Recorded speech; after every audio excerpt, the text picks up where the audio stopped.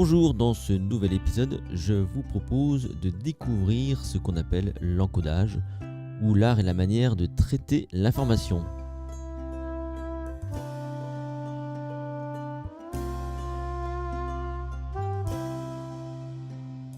Ça vous est déjà forcément arrivé de rencontrer une personne, vous la reconnaissez, mais vous n'êtes plus capable de vous rappeler de son prénom. Ou alors vous lisez des livres et puis à un moment donné, vous vous rendez compte que vous n'avez pas retenu grand-chose, voire rien du tout. En tout cas, certainement pas l'auteur. Ou alors vous avez un discours à donner et puis le jour J, quand vous êtes face au public, alors que vous pensiez l'avoir quand même bien mémorisé, eh bien vous oubliez beaucoup d'informations. Tout ça, c'est dû au problème de traitement de l'information. C'est comment est-ce qu'on retient l'information par le traitement. C'est ce qu'on va donc aborder dans cet épisode. Bonjour, mon nom est Vincent Delourmel, je suis un mnémoniste, je suis l'auteur et le créateur du MémoCamp. J'étudie l'art de la mémoire depuis 1995 et dans ce podcast, je vous propose de découvrir comment fonctionne notre mémoire, notre cognition, l'attention, la concentration, bref, tout ce qui vous permet de vivre au quotidien avec votre mémoire.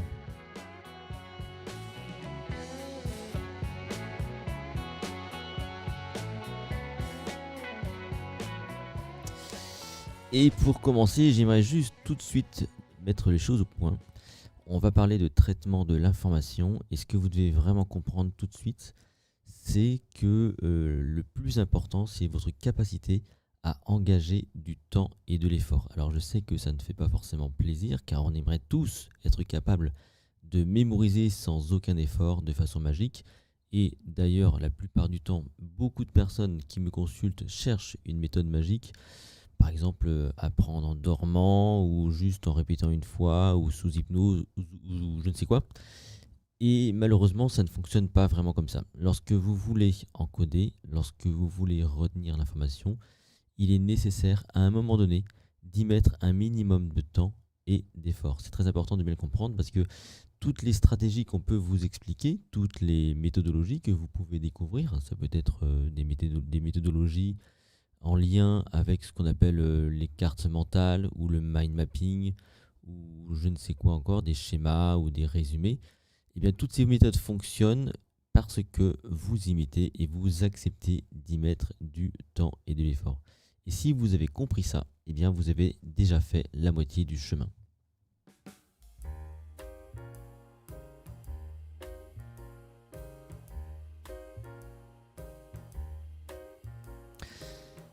Et justement, pour commencer, on va essayer de comprendre le rôle d'une première mémoire qu'on appelle la mémoire de travail. Ce que j'aimerais que vous imaginiez, c'est une bouteille avec un goulot. Et le goulot pourrait représenter une première étape qu'on va appeler mémoire de travail. Alors la mémoire de travail, son rôle, c'est de travailler, évidemment. Et il faut garder aussi à l'esprit que le premier rôle de votre mémoire, c'est de vivre au présent et d'anticiper l'avenir. C'est-à-dire que vous êtes tout le temps confronté à une masse d'informations et vous êtes toujours en train de faire un choix attentionnel, un choix de traitement. Et en temps réel, eh bien, vous allez choisir l'information la plus pertinente en lien avec votre présent. Le problème, si vous voulez, c'est qu'il y a ce fameux goulot, cette fameuse mémoire de travail qui va être limitée à quelques informations seulement.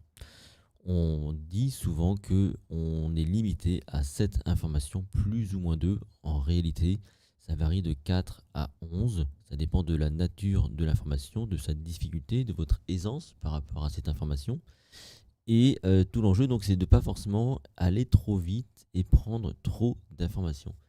Car au départ, donc, si vous allez trop vite et si vous prenez trop d'informations, il va donc se passer un phénomène de saturation, de surcharge cognitive, de surcharge mentale, qui fait que de toute façon, eh bien, vous n'allez pas être efficace. Et puis de toute façon, plus vous tenterez de prendre trop d'informations trop vite, et plus il y aura ce sentiment de surcharge, et au final, ça ne fonctionnera pas bien. Ça bouchonnera, littéralement. Ce goulot, la mémoire de travail, ça représente une mémoire plutôt explicite, qui est donc plutôt consciente. Elle nous trompe au quotidien, ou en tout cas, elle nous dérange au quotidien. Par exemple, vous êtes en train de faire une action, une activité, vous Vous êtes par exemple en train de plier du linge et tout à coup, vous vous rappelez qu'il faudrait que vous appeliez un tel. Mais plutôt que d'appeler un tel à ce moment-là, eh bien vous allez continuer à plier votre linge, voire à le ranger, et le moment venu, vous allez vous rendre dans la salle où il y a le téléphone, sauf que là, vous ne savez plus ce que vous êtes venu faire là. Je pense que ça vous est déjà arrivé. Et le réflexe que nous avons tous, évidemment, c'est de revenir en arrière, c'est de retrouver le chemin de l'information et de tenter de retrouver le petit indice qui nous ramènerait en mémoire ce à quoi on pensait. Et là, nous sommes piégés par cette fameuse mémoire dite de travail, dont le rôle, c'est bien de traiter l'information. C'est déjà un premier traitement en information, mais pas assez profond. C'est une mémoire à très court terme, c'est une mémoire plutôt immédiate qui a vocation à interagir avec le présent. Ce qui veut dire que au moment où vous pensez à une information ou à une action que vous devriez faire, eh bien vous avez trois solutions. La première, c'est soit de faire l'action tout de suite, parce qu'on est vraiment dans une mémoire dite immédiate. La seconde, c'est pourquoi pas de noter quelque part. Et la troisième option, c'est de mettre en place un petit processus mnémotechnique qui vous permettrait de vous en rappeler un peu plus tard. Et comme en général, on ne fait rien de tout ça parce qu'on a le sentiment qu'on devrait se rappeler naturellement, comment est-ce qu'on pourrait oublier d'appeler un tel? Et donc on est piégé et on a le sentiment que notre mémoire ne fonctionne pas bien. Alors que non, c'est beaucoup plus un problème de compréhension de son fonctionnement. Ce que vous devez retenir de ça, c'est que quand vous voulez être efficace avec votre mémoire, avec votre capacité à traiter l'information, vous ne devez pas être trop gourmand. Partez du principe qu'au-delà de 4 informations, vous commencez déjà à saturer. C'est-à-dire que si vous êtes en train de penser à un numéro de téléphone, que vous êtes en train de plier du linge tout en pensant encore à autre chose, on est quasiment sûr que des tas d'informations vont passer à côté. Donc pas trop vite, pas trop d'informations, c'est la première règle de l'encodage.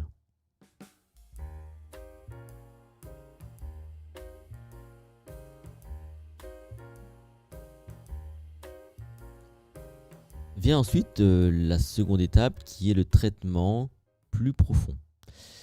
Et là, je vais donc devoir vous parler de votre cerveau, de votre mémoire, comment tout cela fonctionne. Toutes les informations que vous recevez passent par vos 5 sens. Alors souvent, on parle de mémoire visuelle, auditive, etc. Partez du principe que votre mémoire est d'abord sensorielle. Elle a besoin de vos 5 sens. Et ce qui se retient bien, de façon globale, ce sont des informations que vous êtes capable de vous représenter mentalement. On parlerait à ce moment-là de mémoire iconique, mémoire des images. On retient bien ce qu'on est capable de se représenter. Et ça, je pense qu'on est tous d'accord. Ce qui est compliqué à retenir finalement, ce sont des informations abstraites qui ne nous parlent pas, qu'on n'est pas capable de visualiser. Donc toutes les informations passent par vos 5 sens et arrivent dans une zone où il y a ce qu'on appelle l'hippocampe, un petit organe qui est en lien avec la mémoire de travail, qui est très important, c'est un peu le centre de contrôle de votre mémoire, mais surtout ça transite par le système limbique dans lequel on va retrouver une mémoire dite épisodique, la mémoire des épisodes de votre vie. C'est une mémoire du contexte, c'est une mémoire qui vous permet d'interpréter et de faire de la mise en scène. C'est une mémoire plutôt concrète. Et elle est sensible, cette mémoire, à votre imagination, à votre créativité, à vos émotions également, parce que c'est une zone où on retrouve donc le siège des émotions. Et l'information qui donc arrive à ce moment-là, dans cette zone-là, va tenter donc de remonter et va commencer donc à s'abstraire et solliciter une mémoire plutôt sémantique, une mémoire du sens, une mémoire des faits, une mémoire de la connaissance. C'est là qu'on va plutôt aller vers des généralités. Et le secret de la mémoire sémantique, c'est le vocabulaire. C'est-à-dire que plus vous comprenez les mots, plus il est facile de retenir. Et ça, on est tous d'accord, hein. Quand on ne comprend pas, c'est compliqué de retenir. Et donc, cette mémoire sémantique, elle est sensible au vocabulaire, mais aussi à votre capacité à catégoriser, à ranger les informations dans votre tête. Et ensuite, l'information, elle va tenter d'être exprimée. C'est-à-dire qu'on va tenter de la mettre en œuvre. C'est plutôt le rôle d'une mémoire procédurale, une mémoire plutôt implicite. qui permettent justement de consolider. Et là, c'est là qu'on retrouve la répétition, la mise en œuvre par des exercices. Et ensuite, l'information revient vers la partie centrale, vers l'hippocampe, pour finir son circuit, hein, ce qu'on appelle le circuit de la mémoire. Et ces trois étapes, que sont la mémoire épisodique, sémantique et procédurale, forment ce qu'on appelle la mémoire à long terme.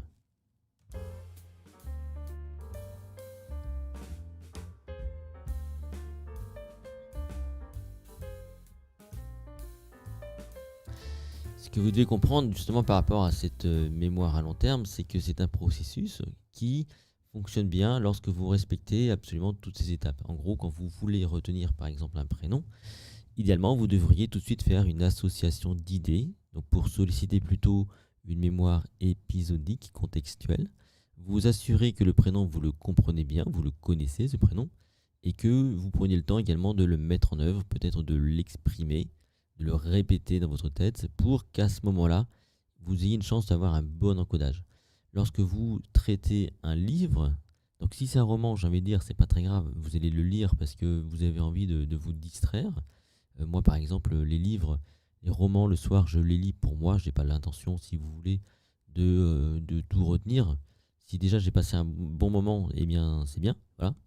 Par contre, tout ce qui est livres plutôt didactiques, des livres de contenu où j'ai besoin d'apprendre des choses, eh bien, vous avez aussi besoin à ce moment-là de commencer à bien contextualiser ce livre, dans quel contexte vous pourriez en avoir besoin, quelles sont les informations qui vous paraissent pertinentes. Vous pouvez très bien parcourir le sommaire et anticiper ce qui serait intéressant à retenir ou pas retenir. Puis, évidemment, avec un stylo, eh bien, vous remarquez des passages importants. Vous partez à la chasse également des mots de vocabulaire qui vous paraissent un peu compliqués. Donc là, c'est l'approche plutôt sémantique. Et pour terminer, vous allez devoir exprimer quelque chose, c'est-à-dire que vous devriez pouvoir donc produire soit un schéma, soit un résumé écrit, soit une carte mentale. Moi, j'aime bien faire un tableau dans lequel eh bien, je résume tous les chapitres et je mets en gras tous les mots qui me paraissent importants. Donc ce que vous comprenez là, c'est que tout ça, ça demande du temps et de l'effort et il n'y a pas trop d'autres solutions hein, pour le coup. Parce que c'est comme ça que fonctionne votre mémoire. Elle a besoin de temps et d'effort, elle a besoin de fragmenter l'information pour l'assimiler, ou en tout cas pour bien la retenir. Et plus on avance dans l'âge, et plus c'est vrai, parce qu'avec l'âge, la vitesse d'exécution, si vous voulez, de la cognition, eh bien, est moins rapide. Ce que vous pourriez également comprendre de tout ça, c'est que toutes les bonnes pédagogies, finalement, sont des pédagogies qui donnent la part belle au départ à l'expérience, à l'histoire, au storytelling, au contexte, pour ensuite aller vers toute la partie abstraite, la sémantique. On est plutôt sur des pédagogies inductives, hein, on part du concret pour aller vers l'abstrait, alors que on peut imaginer que dans nos contrées à nous en France, on a souvent des pédagogies déductives qui tentent d'aller de l'abstrait vers le concret. Et ça peut évidemment poser problème. Donc retenez ça. Quand vous avez des messages, par exemple, à faire passer, essayez toujours de commencer par une expérience ou par une anecdote ou par une histoire pour que les gens puissent raccrocher les wagons et ensuite, pourquoi pas donc commencer à abstraire et à généraliser, à faire une connaissance, à faire de l'information une connaissance qui sera donc comprise.